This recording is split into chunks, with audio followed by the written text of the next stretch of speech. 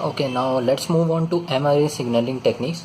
Means now we will assume that your value of small n, that is bits per sample, is greater than 1.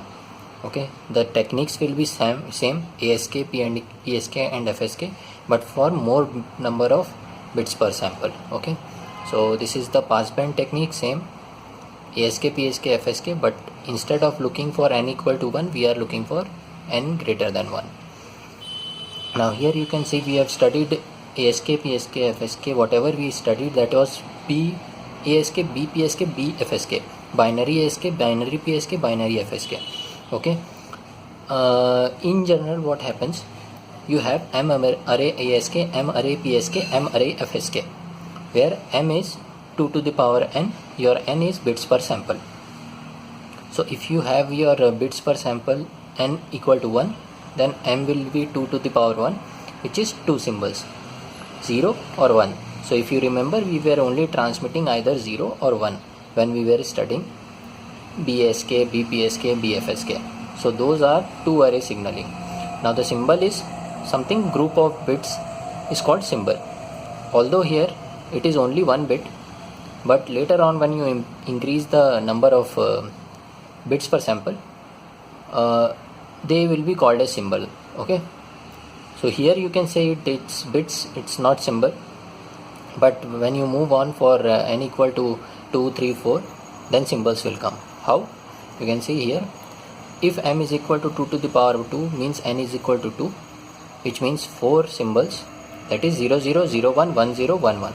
Okay, so here you are transmitting 1 bit at a specific instant, and here you are transmitting 2 bits from the transmitter at a specific instant. Okay, and each symbol represent one sample. Okay, similarly if you go for n equal to 3, you will have 8 symbols from 0, 0, 0 all the way to 1, 1, 1, and your this 3 bits to all together represent one sample. Okay, and you will be transmitting 3 bits at a time. So this is the difference between the M array and the what we have studied before. So here your value of small n will be more and more, and it can go on. So this is the basic idea what we gonna study. We will study same thing, but with respect to value of n greater than 1. Okay. Okay, now let's look at PSK signal. So now I am comparing these two, 2 array PSK, 4 array PSK, where the value of m is 2, means n is 1. Similarly here m is 4 and small n is 2. Now if you remember, this was our signal which was coming out of our transmitter. Coming out of our encoder, which is treated as our digital signal. After modulation, signal looked like this. So this is a sync function. Main lobe it is taken from 1 by TB to minus 1 by TB, and your modulated signal, that is after getting modulated and coming out of antenna, your signal was ST, and that has the bandwidth of 2 RB, FC plus 1 by TB, FC minus 1 by TB, FC. Means this same signal gets shifted to FC frequency, center frequency, instead of 0. So it is just like multiplying the cosine signal with this signal. Okay, so bandwidth is 2 RB in this case, you can see. Now for 4 array PSK, if you will see, the width of the pulse is 2 TB, since your m is 4, 0, 0, 0, 1, 1, 0, 1, 1. It can be 4 symbols. I have shown 1, 1, 1. Okay, 2 TB is the pulse width. So its Fourier transform will look like this: 1 by 2 TB to 1 by minus 1 by 2 TB to 1 by 2 TB in frequency domain. And similarly for this guy, if you will modulate, you will get same signal but shifted at center frequency FC instead of 0. Now here also if you see the bandwidth is RB. Here the bandwidth is 2 RB. Okay. Okay, so now let's see 8 array PSK where M is 8 and N is 3. You can see 3 TB and 3 bits I am sending for one sample 110. It can be anywhere from 000 to 111. I am taking 110 for an example. This is 3 TB total width,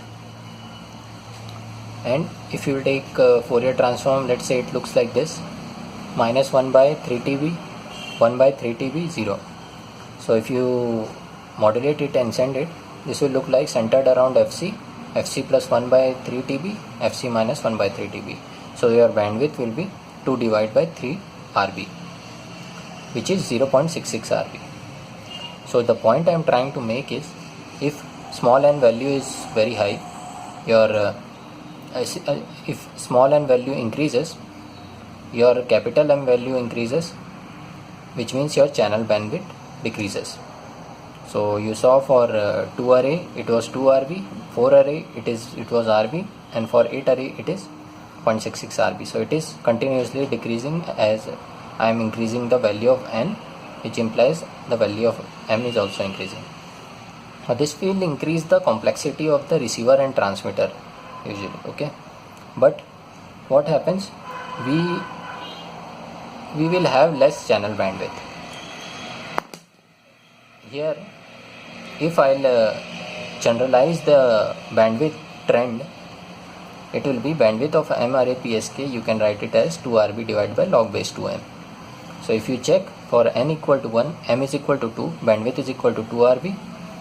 For n is equal to 2, M is equal to 4, bandwidth is equal to RB. And for n equal to 3, M equal to 8, bandwidth is equal to 0.66 RB. So that's how it goes on and on. You increase the value of M, by this formula you can get the bandwidth of any M array PSK. Okay, and if you remember, if you keep this M equal to 2 or n equal to 1, you got 2 RB as your bandwidth, which we saw previously.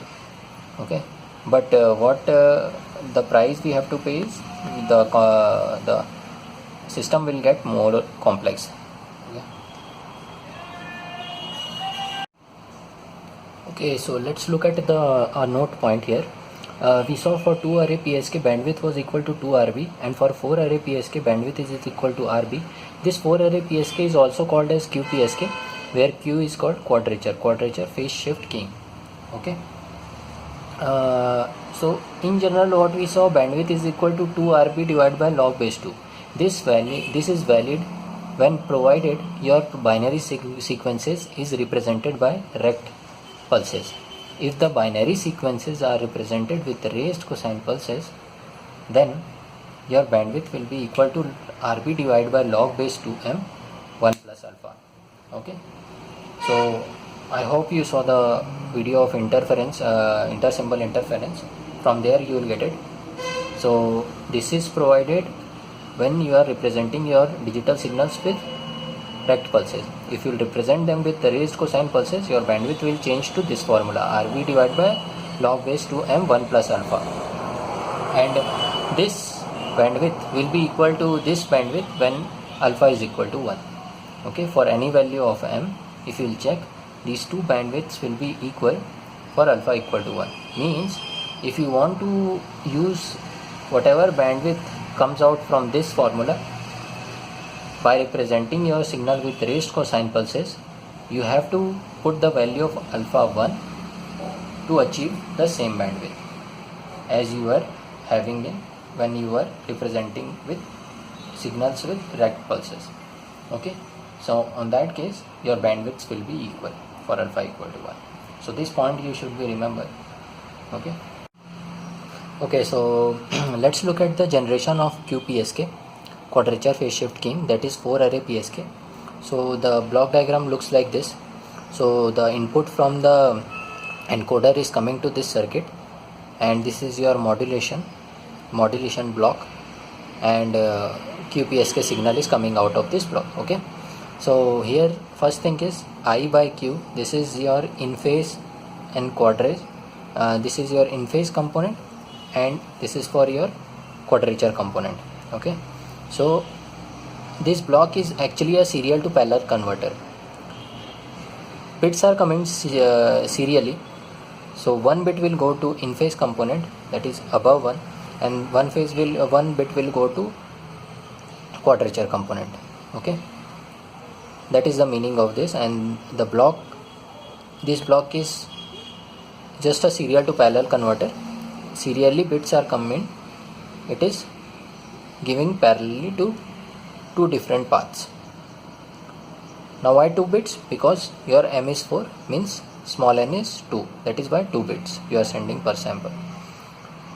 We are assuming NRZ coding has been done, means for bit 1 you will send positive amplitude pulse, for bit 0 you will send negative amplitude pulse. Specifically what we are taking here is +1 or -1. Now this is similar to what we had before. This is your pulse modulator, this is your local oscillator, this is your 90-degree phase shifter. So whatever goes input to this block, there will be a 90-degree phase shift in the angle. So from local oscillator, AC cos 2 pi FCT is coming, so it goes here as it is, but AC cos 2 pi FCT plus 90-degree will come out of this 90-degree phase shifter, which is AC cos 2 pi AC sin 2 pi FCT. This will be multiplied to your quadrature component, and AC cos 2 pi FCT will be multiplied to the in phase component. And specifically we are keeping AC is equal to 1 just to keep things simpler, and these two signal gets added, you will make your QPSK signal. So here I have written in mathematical form. You can see if 0 0 you will send from here, S1T I represent is as S1T, which is minus cos 2 pi FC, since we are representing bit 0 with -1 volt. So minus cos 2 pi FCT will come from here, and minus sin 2 pi FCT will come from here. These two will get added. Your QPSK signal is this. If you will rewrite this equation, this will come out to be under root 2 cos 2 pi FCT minus 225 degree. Okay, similarly for 0 1, S2T is minus and plus, since you are representing 0 with -1 and bit 1 with +1, and this is your sin 2 pi FCT. And if you rewrite, under root cos 2 pi FCT minus 135. Similarly for 1 0, it is plus minus root 3 minus 315 degree. For 1 1, it is positive, both are positive, and this is minus 45 degree. Okay, so you can see the amplitudes are same, only the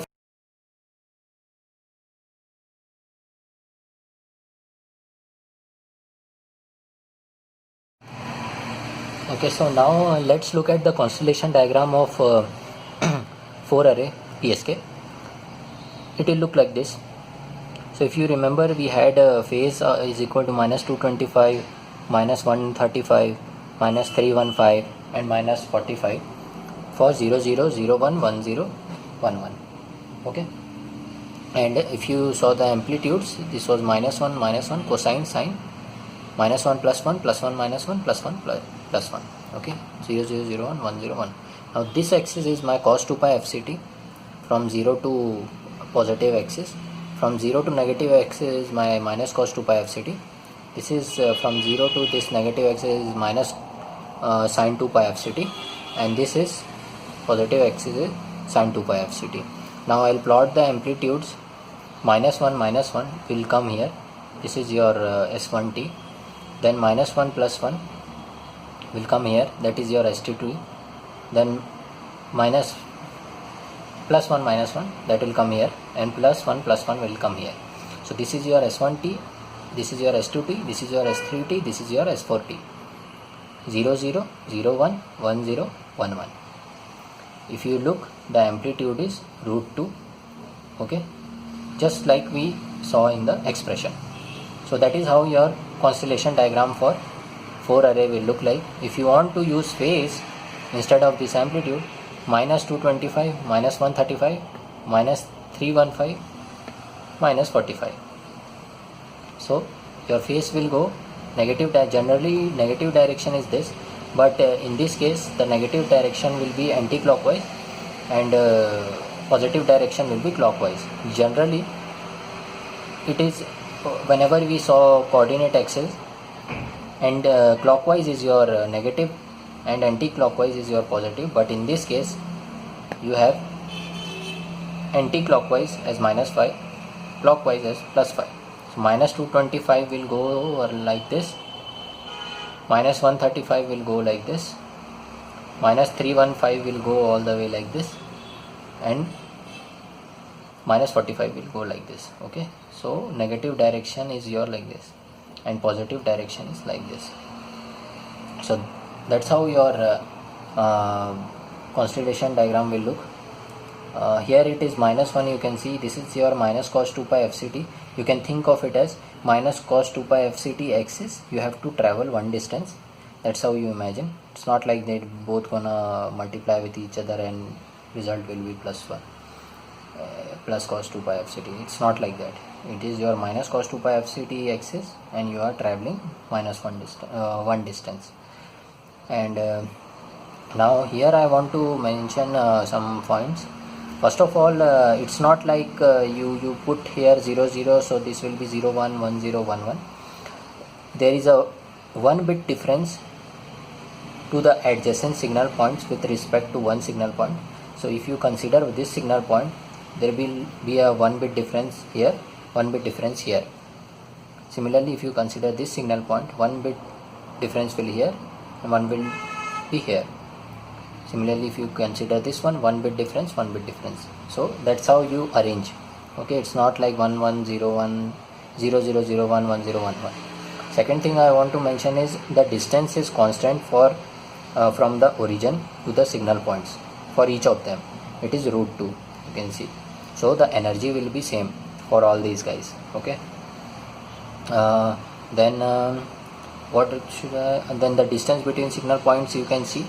This is your 1, this is your 1, so 2 is your distance point. We all gonna generalize all this. Okay, so just keep a feel of how constellation diagram of 4 array looks like, and from this I will try to make you visualize the higher values of M PSK. Okay, in general what happens, the difference between the angle between the two signal points, this angle between two signal points is calculated as 2 pi by m, where m is your M array PSK, the value of m.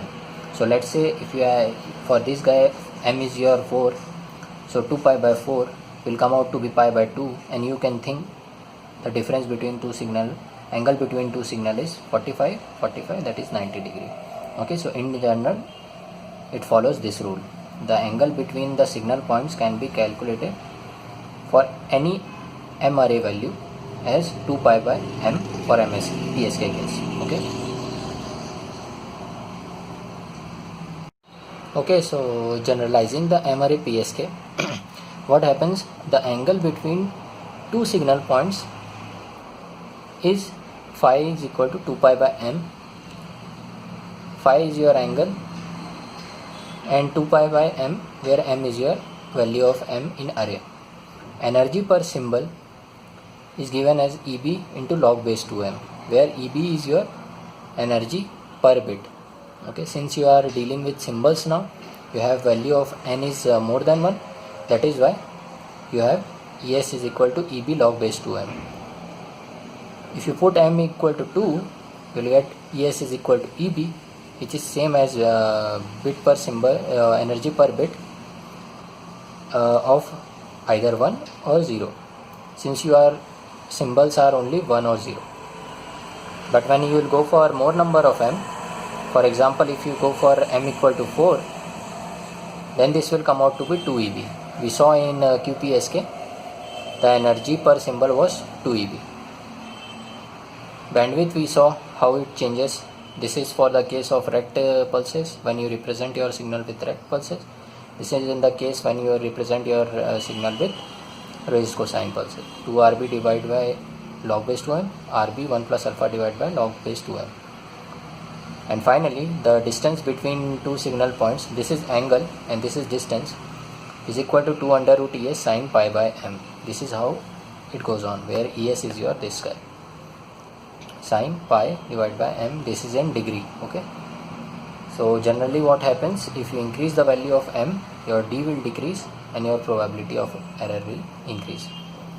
Now to give a feel of this values, let's take an example of 8 array PSK.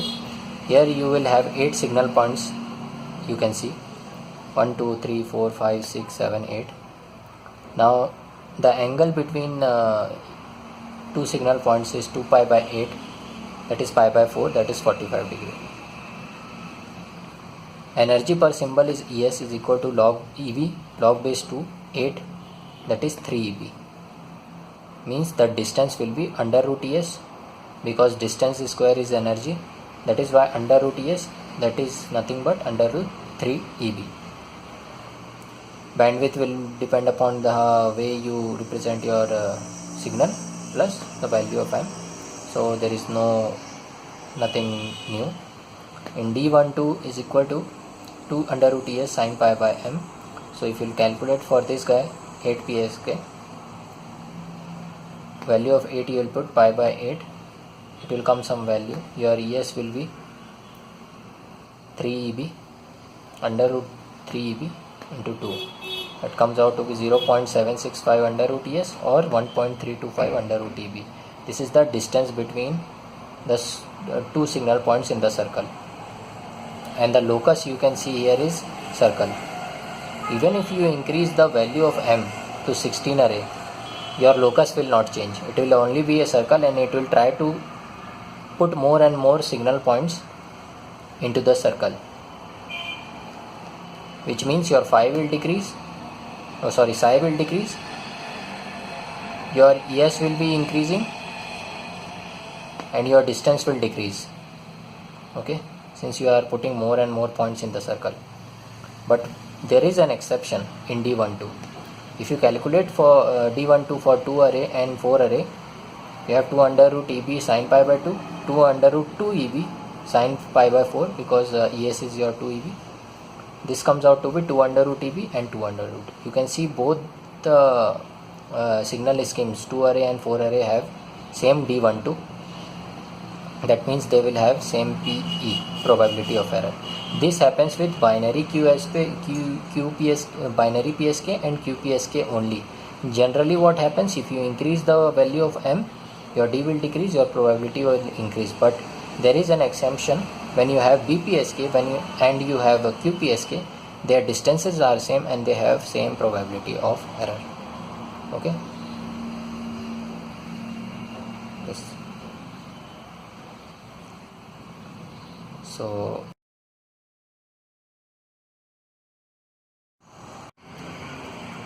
okay, so let's go for MRA FSK and MRA ASK. So in MRA ASK, the locus will be similar to what we have in PSK. It will be circle. You include more and more, you increase the value of m, you will include more and more points in the circle. It will be similar to PSK, but it will not exactly follow the similar process the way PSK follows, means phi is equal to 2 pi by m and all. But it will be similar to PSK only.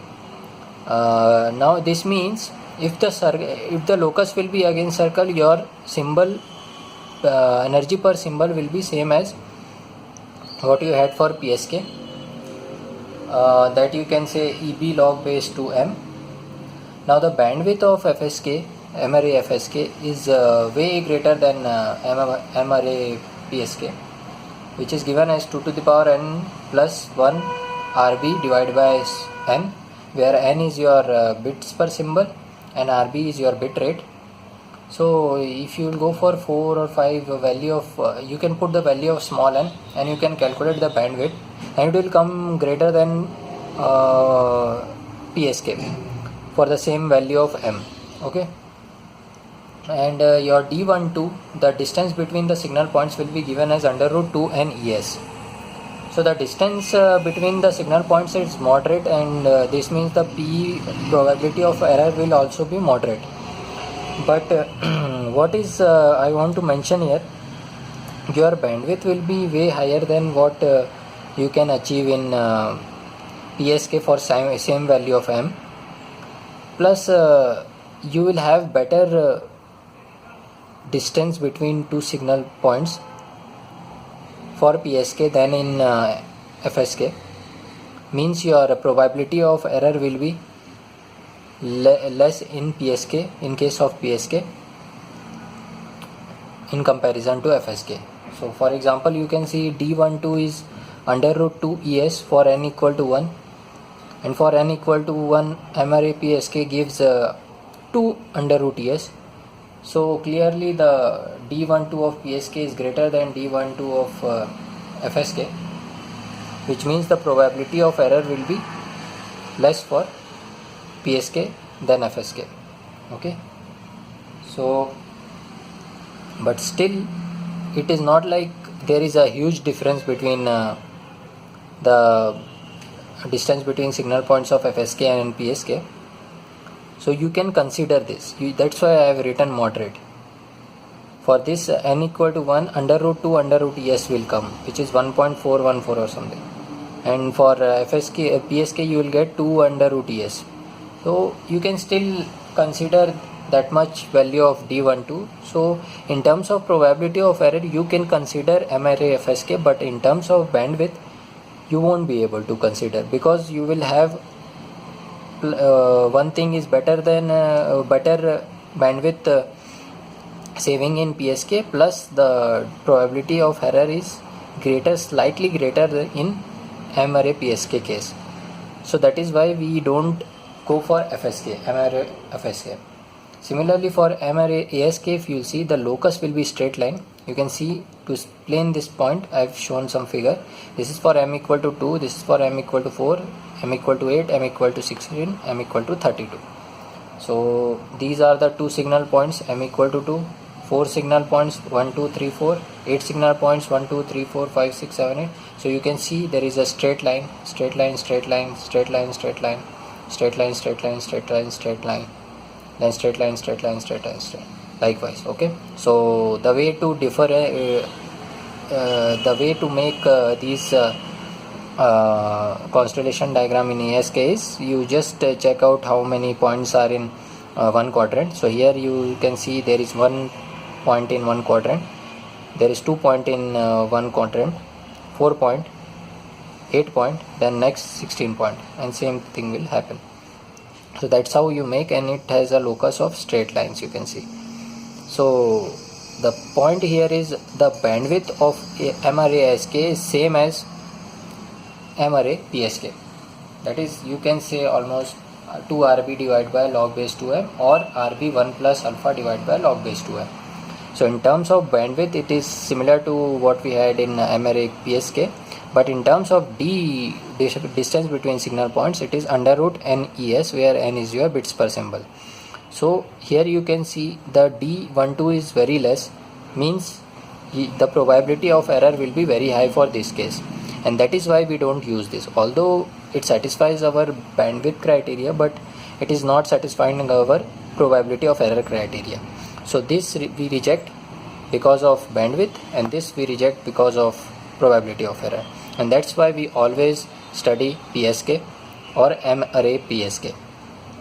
So there is really no point of going in detail to these two modulation techniques, I believe, because anyway we will get a better performance in PSK. So that is why I won't go into the details of these signals.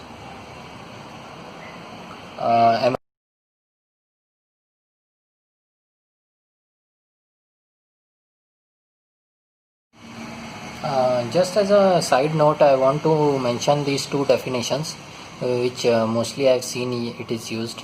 So there is something called bandwidth efficiency, how efficient the bandwidth is, or it is also known as spectral efficiency, which is defined as the bit rate divided by bandwidth, transmission bandwidth. Okay, and there is something called baud rate, which is symbols per second, which you can calculate by bits per second divided by your bit rate divided by log base 2m.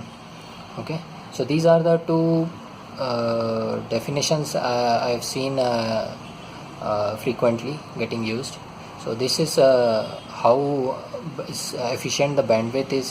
This formula tells you this should be as high as possible, and baud rate is something you can imagine how many symbols per second are being transmitted. Okay, so this is just as a side note. Okay.